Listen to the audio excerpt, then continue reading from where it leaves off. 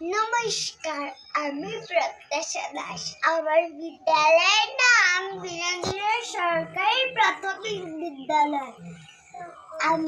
আমার শ্রেণী দ্বিতীয় শ্রেণী। আমি একটি কবিতা আবৃত্তি করছি। কবিতাটির নাম আমাদের ছোট নদী। লিখেছেন রবীন্দ্রনাথ ঠাকুর।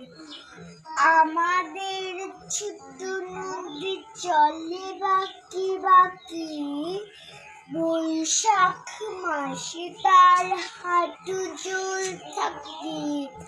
পার হয়ে যায় গরু, পার হয়ে গাড়ি, দুই ধার উঁচু তার, ঢালু তার পাড়ি। ঠিক ঠিক করে বালি, কোথা নাই কাদা, এক ধারে কাশবন, ফুলে ফুলে সাদা। কিচিমিচি করে সে ঠাসা লিকের ঝাঁক, রাতে উঠে ফিরতে ফিরতে শিয়ালের হাঁক।